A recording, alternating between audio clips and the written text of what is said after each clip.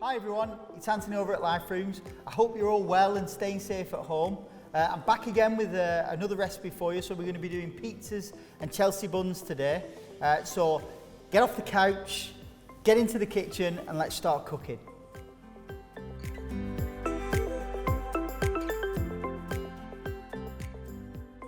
So let's get started.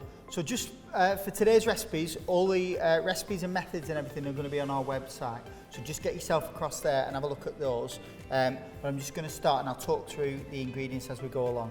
So just to start with, so we've got 500 grams of strong flour. It's really important to use the strong flour rather than plain flour. Strong flour has a lot stronger gluten in there and we need that for that stretchiness. That's the difference between like a short crust pastry where you use plain flour and the nice stretchy and doughiness of a pizza. So we've got in here, so we've got the 500 grams, I've got a little sachet of yeast.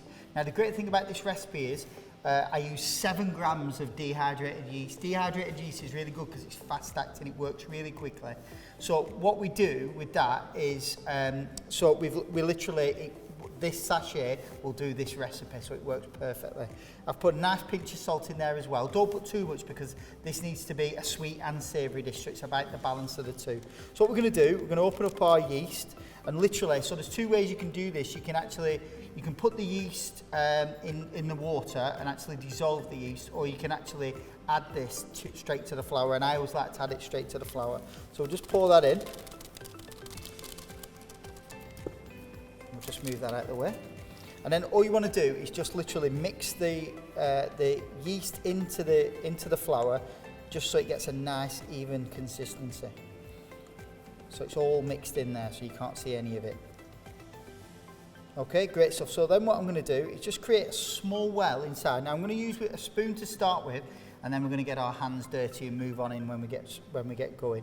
So what I've got is 350 millilitres of water. I've put a tiny little bit of extra in there just so in case it needs a little bit more, because sometimes the flours are a little bit drier than others. So we're just going to add that in. Just going to add that into the centre. I'm going to add about half of it first and just start mixing that in. So what we're looking for is we're looking for it to start to bind. Now it's really important when you're doing this, don't try and make it into a dough, like into a mixture of a dough straight away, because you need to make sure that the water goes in there. So you need to add it gradually and bring it together slowly at first, okay? So I'm just going to keep mixing that in. Now you can use wholemeal flour with this, however, with pizza it is better.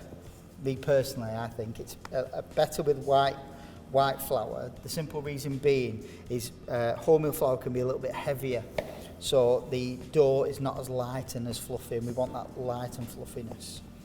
So it still needs a little bit more. Now you see it's starting to come together as a dough, but we've still got quite a bit of loose white flour, so I'm going to add that last little smidge, and I'll leave a little bit there, and I think that should do us. Let's just check. Now the tip with this is to get the right consistency.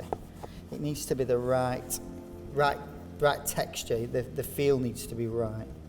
So what I'm going to do now is we're going to risk it and we're going to tip it out onto a work surface. Okay. Now it's okay if the dough's slightly sticky. So don't worry too much if it does end up a little bit sticky. I'm just going to empty the bowl as much as I can. This is the bit where your hands are going to get mucky and messy, but this is it. And the great thing about this is it's a great recipe to do with family, friends, children love it. Just don't worry about getting a bit messy. So you can see this is a bit of a sticky dough, so it's a little bit sticky. I've gone a little bit OTT, but I always have a little pot of flour just next to me ready to go, just to start to help knead. So the tip with this is to fold it towards you and push it out, okay? So you can see it is a bit sticky, but don't worry, what I'm going to do is I'm going to just keep going. This is where people get put off because it's a little bit sticky and it's on your hands. You want to just go, oh no, it's too much, and you end up putting too much flour on. So it's really important not to, because actually it should be a little bit sticky, and that's okay. And what you'll find is as you knead, the more you knead, what happens is it'll become less tacky. When you've got a load of dough on your hands, just sprinkle a bit of flour on it and rub it together like you're washing your hands in flour. And what that does is it allows you to crumb off all that excess dough on your hands. And then again, I'm just going to start folding it in. And what I'm doing is I'm just using the palm of my hand and pushing. And like I said, I'm a lefty, so you'll just be pushing with your right hand. And I use the other hand just to steer the dough around. Again, it's still a little bit tacky, so we can use a little bit more on there. And then we try and keep it all together. Doesn't matter if you get a bit of flour about, it's all right, it just sweeps up. And then I'm going to get going now. Now the great thing about this is it's a nice little bit of exercise as well. So you get those shoulders going, it's all about leaning into it. You're looking for a nice, soft, supple texture. It's starting to work now, so we're good. Now, the reason why it's important with the to give it a good knead is you're trying to get those gluten strands going. Okay, so gluten, it's a protein that sits within the flour, and you want that to become elasticated. You want that really stretchy dough. So what you're doing is you're just going to keep folding and pushing. Let's move that out of the way so you can see.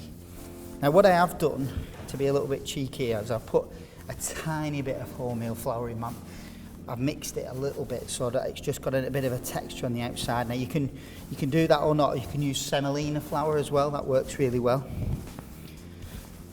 So we're just going to keep kneading.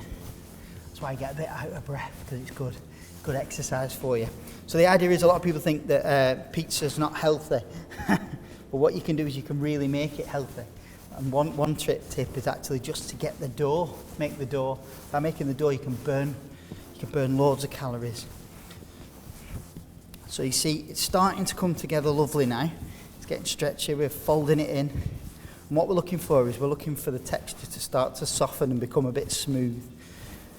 Now, because I've used a little bit of wholemeal flour on the outside, what that's done is the texture might not be as smooth when I roll it out.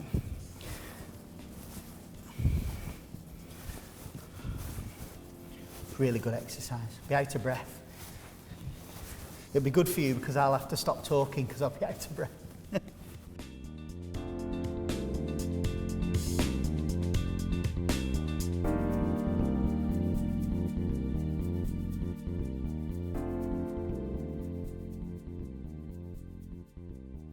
So, then that's what you're looking for. So once we've textured out, so you can see the texture of the outside, and it's nice and soft and supple. And what we're going to do is, don't worry about your bowl having a little bit of excess flour and things like that. What we're going to do is we're going to put a little bit of oil spray in the bottom. Now you can use olive oil or sunflower oil, it doesn't really matter. And then all you're going to do is you get the nice smooth side first and you dip that in and roll it over. A couple more sprays on top. What that does is it stops it forming a skin when it grows. Okay, now what I'm going to do, I'm going to get some cling film. Some cling film, apologies. Some cling film, and we're just going to cover the top of that dough, and we're going to just put it somewhere warm. Now, if you haven't got anywhere warm, realistically, if you haven't got your oven on or anything like that, don't worry about it. You can just leave it. Now, what we want to do is we want to leave that for about 20 minutes, and we're just going to allow that dough to double in size, because the yeast inside will add that carbon dioxide and grow. So once that's grown and lovely, we're looking for double in size, then we're ready to work with it. So we're going to leave that for 20 minutes now, and then we'll come back. Right, so we're going to get organised now. We're going to talk about the toppings and the tomato base and everything like that. Okay, so what we're going to do is, as you can see, what I've done is I've chopped up some peppers, some onions. You can get mushrooms in there, tomatoes, whatever everybody likes. Now, what I like to do is I like to lay it all out like this. I think it's really important, because what this means is it becomes a little bit of an activity. Kids can make smiley faces and things like that, and you can really make it a little bit of an event. Okay, and because the pizza's cooked so quickly, it's great, because then what we can do is we can bring it all together. Now, I've got some ham, some Parma ham, and some pepperoni going on there, but you can add tuna, you could just have the vegetables. There's loads and loads of options. The great thing about pizza is it's not discriminatory. We can do whatever we want. Okay, so I just want to talk very quickly about the tomato base. Okay, so this is quite important. I don't like to mess around with my tomato base. I like it really, really simple. So I'm going to tell you my really, really simple tomato base. Okay, so what I've got in this bowl is I've got some chopped tomatoes, literally 1 tin of chopped tomatoes, about a teaspoon of tomato puree, some salt and pepper and a little bit of oil, okay, olive oil, nice little bit of olive oil. Now what I do with this, okay, the thing I like about this is I like to leave my tomatoes all chunky, so I just leave it literally as it is. What this does is it's fresher, it's tastier. But if you've got children that don't particularly like tomatoes, but they like the tomato base, you can just blend it, so it's absolutely fine. So I'm just going to add a couple more ingredients here. So we've obviously got a little bit of fresh garlic in there. You can use granulated, but you don't need to. So give your garlic a little squeeze, okay? And you literally just need 1 clove of garlic, okay? So I'm just going to move that out of my way. Yeah, and then all I want to do is, with the side of a knife, give it a little hit, and then we're just going to peel that excess skin off. We'll get rid of all that skin. Then, all you're going to do is chop through as finely as you can, keeping the knife in contact with the board at all time. Just go across again. No need for a garlic crusher, you can get rid of that. And then all you're going to do, 3 fingers on the knife, and we're just going to drag it across. And look how easy that just smushes up. Almost disappears. Then what we're going to do, drag it all together, pile it all up, and then just do it one more time, just to make sure it's pureed as much as you can. The thing is, the reason why we need to try and make it really pureed is because garlic can be quite strong and acidic and almost taste spicy, so it's really important that we get it as crushed as much as we can. So that's going to go in there as well. Okay, and then what we're going to do is we're going to add about a tablespoon of oregano in there. Okay, so a nice tablespoon of oregano. Give it a nice stir up. So we're going to stir all that in. Make sure it's nice and covered. And you see that lovely dark rich tomato. And that's it for the tomato base. There's no messing around. Dead simple. Yeah, there's no complicated flavours in there. It's just lovely. Okay, so what I'm going to do, I'm just going to move these out of my way, and then we're going to get cracked straight on. Okay, so is that the way? So I just want to bring your attention to this lovely. Now look at this. So the dough's had about 20 minutes now. So we've got a nice puffed up dough. Look at this. It's lovely. Yeah. So you can see there, it's puffed up nicely. And all we're going to do is we're just going to put a little bit of flour onto the work surface. And then we're just going to tip it out. Don't worry if it sticks to the bowl a little bit. And I just want to gently tip it out. See, it starts to shrink automatically, but that's exactly what we want. We want it to double, if not more, in size. That's what we want. So all I'm going to do now is just dust a little bit more on top, and then I'm going to cut it in half. Now you can use a knife or whatever you want, and then we're just going to retain that half for later. We're going to use that for our Chelsea bun, so we'll leave that to one side. Now, I've only got a tiny oven, okay, today. We're only going to be using a small oven, so I'm going to make a couple of small pizzas. But if you've got a nice large oven, it's all dependent on the size of the tray that you have, okay? So what we want to do is, I'm going to take a little bit of extra off, okay? Now, you can stretch your dough, by all means, you can stretch it, but I'm going to just use a rolling pin for today just to get the right size, okay? Now, what I'm going to do is I'm just going to get a tray out of my oven.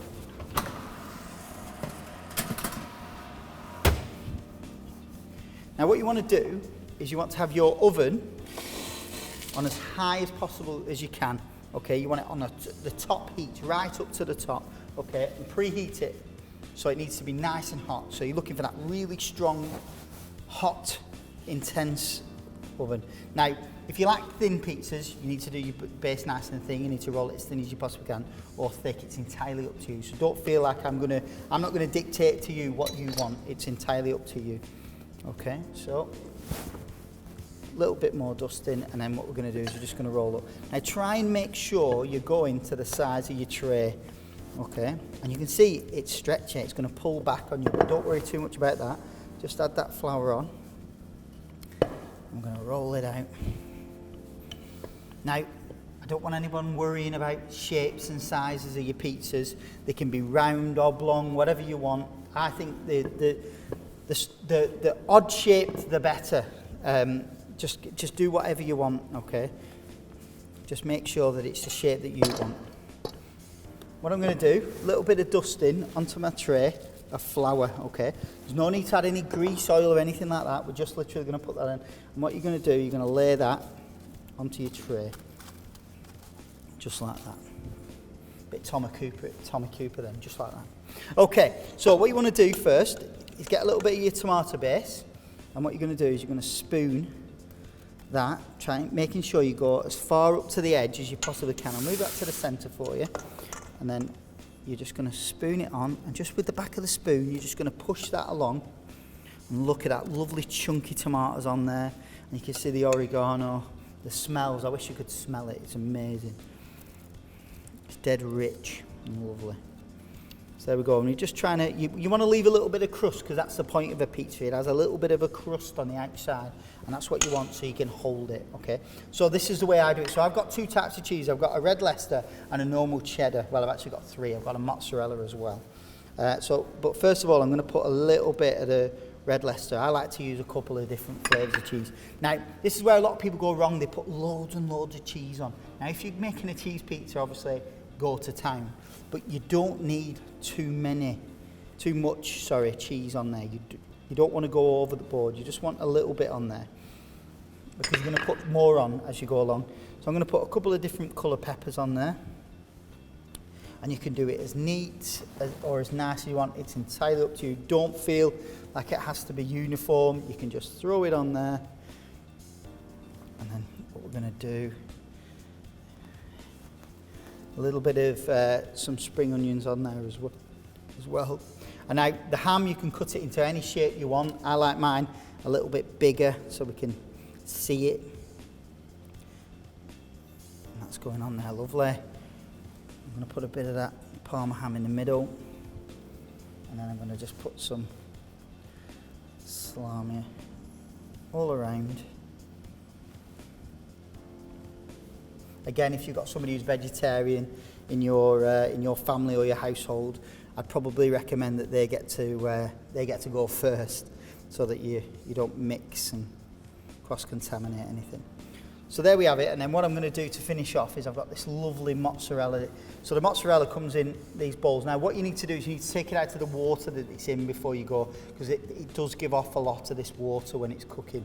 So just bear that in mind. It can moisten the dough. So I'm just going to put a few dots around. It's lovely mozzarella, nice and fresh. And I find that the supermarkets were well stocked with it as well at the minute, so that's great. And then I'm just literally going to put a last dusting, not too much, because I don't want to hide those beautiful ingredients. Okay, and then what I'm going to do is I'm going to pop this in the oven now, okay, and then we'll come back and I'll show you the finished product, okay. Right, so we've given that about 5 or 10 minutes. The oven's nice and hot, so let's see how we got on. So I'm just going to get this out of the oven. Lovely. So that's turned out lovely. So as you can see, super, super simple. It really, really is. And I love it because it's a little bit rustic, it's a little bit odd shaped, and that's how it should be. And if you're with kids, you can use smiley faces and all sorts of stuff and work with so many ingredients. So what you can't see is I've got a massive group of Life Rooms people in the background waiting to get fed. So what I'm going to do is we're going to stop the filming there for a minute, and then I'm going to get these people fed before they attack me and try and steal my pizza. So I'm going to get these people fed, and then when we come back, we're going to get the Chelsea Buns done. Come on then. Waiting for this. Oh, thank you.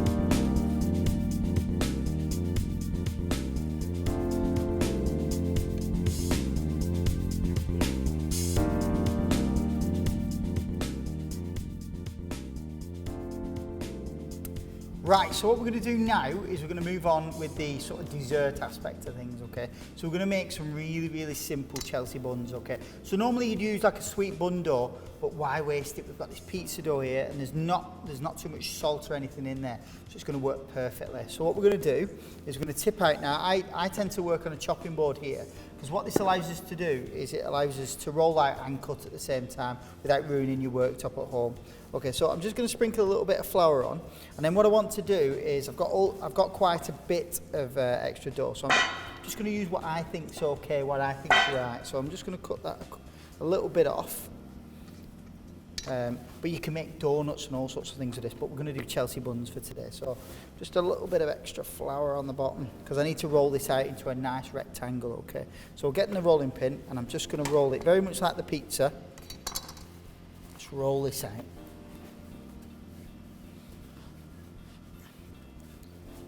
That's it. Make sure it's not sticking. I'm using the wholemeal dusting again. With a little bit of fibre in there. Okay, so once you've got a rectangle that you're happy with, don't worry if it's not perfectly straight edges, it doesn't matter too much. And then I'm going to lay that out like that, stretching it out a little bit. And then we've got it, it's ready to go, okay. So what I've got in here is I've got a little tub of sugar, okay. So what I'm going to do with this sugar, I'm going to add a little bit of nutmeg and a little bit of cinnamon. Okay, so the nutmeg's nice and flavoursome and a nice strong flavour, and the cinnamon adds that sort of nice spice and smell. So you get that real Chelsea bun flavour. I'm going to add a little bit more cinnamon to that. The great thing about this is you can store this cinnamon sugar for quite a while, so it's really good. You just need to put it in an airtight tub so that moisture doesn't get to it. So that's there ready to go. Okay, so what I'm going to do is I've got a little cup of water and a teaspoon. You can use a pastry brush if you've got one.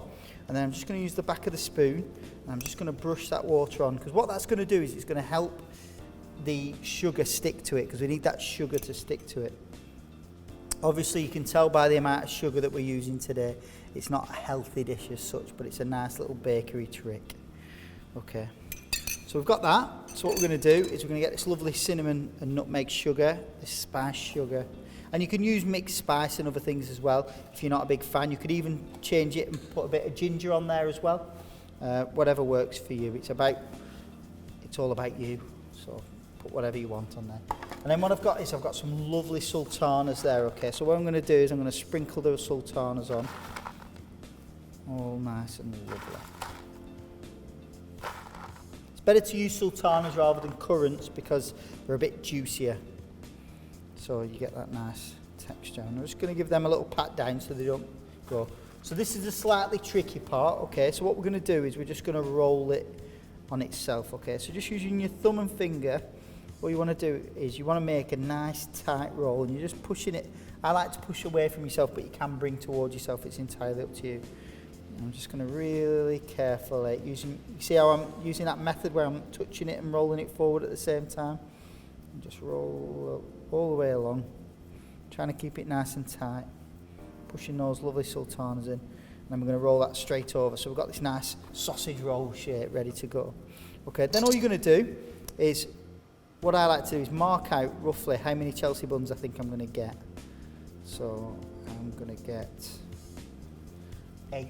Okay, so 8 Chelsea buns, and I'm just going to cut them through and then give it a little push down and then pop it into a nice greased round tin. It's better to use a round tin, and I'll show you at the end why it looks good in a round tin. I'm just going to push that round. When you're doing the putting them in the tin, make sure you leave a little bit of space next to each other, because what we're going to do is we're going to let it prove and let it grow. So again, and we're just going to work our way through and work round.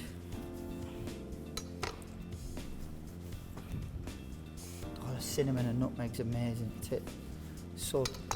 So fragrant, it's lovely.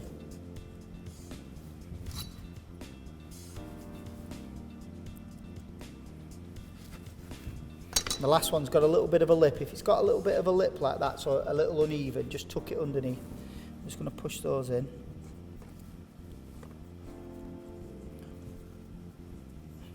And there we have it. So there we've got our lovely Chelsea buns all ready to go. So what we're going to do with them is we're going to cling film them now, and then I'm going to leave them to prove for about 20 minutes like we did with the bread. And what that'll allow them to do is grow up, and then once they've done that, we're going to get them in the oven. Right, so they're all nice and done now. We've had 20 minutes of proving time, so they've grown up lovely, so they're nice and juicy. They look absolutely amazing. I wish I could eat them right now as they are. So what we're going to do, we're going to pop these in the oven, okay, and I'll come back in about 20 minutes and we'll show you how to finish them up, okay?